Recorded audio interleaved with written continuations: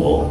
wonten sanipun para sepuh pinispa ingkang hagus sunungga ing akram ingkang pantes pinundi piwadheten datang katapen wonten kesanipun sanggih pelengkap pratamu ingkang saestu badhe mulya kula nuwun kala nuwun nanggung kula aturaken dumateng sanipun ingkang mugati nggih Bapak Sumanto sekalian Ibu Suparni awit wonten ari kalenggahan samenika sampun kalapan wonten pidram ingkang sepuh ngentas 17 amni suda nami wasiwi putra putrinipun ingkang sedaya asmana nggih Silia Ayu Dwi Saputri Sarjana Akuntansi ingkang samangke panjenengan Jatuh Kromo kaliyan putra Jalu Bapak Sukino sekalian Ibu Suprapti ingkang saking Rata Sukerja kados tunggal RW Sono Sapirejo Ngawen Gunung Kidul nggih Bagus Sidan Septian Perdana Putra Ahli Madya Komputer Paradini ijabul badhe kalaman ngenjang tabu sedoso wonten ing kerajaan RT kali RW Gangsal Seming Gunung Kidul nyuwun tambeng donga pangestu mugi-mugi teman calon temanten sanebit ngenjang akhir badhe capobul mugi saged tulus saharjo wonten rubeda menawa amin Allahumma amin sowan wonten kalodhangan jam nika saking kata-kata Ayi Music Entertainment marang sowan asupang libur doni dawuh dibelas saking ing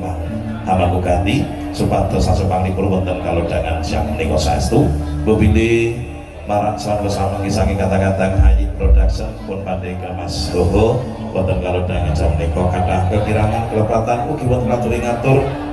saking kata-kata Ayi Music Production nyuwun agunging pangaksami sowan wonten sekawan Widyawati ingkang samangke badhe asupang libur atau bentuk lenggah para tamu sedaya tindak sunggal muga sawiji ingkang saking Kerinyamak wonten Diajeng Prastiwi ingkang saking Tlatah Karangdawa Klaten bersinar Prastiwi sowan monggo kasusul wonten Diajeng Lita Litul menika sing bawreksa kali kotes Jibung ya neng Jibung kondang awane kondang dulu sih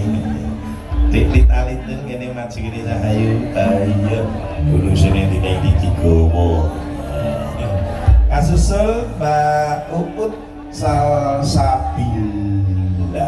memandangnya Mbak Uput sawan monggo kasusul wonten Diajeng Cahya Latifah nggih eka sakit rata Semano Gunung Kidul maju dari Rahayu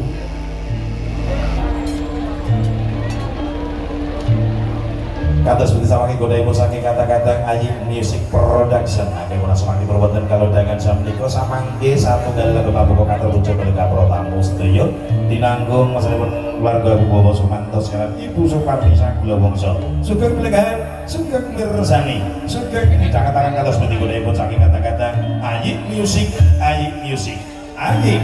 Music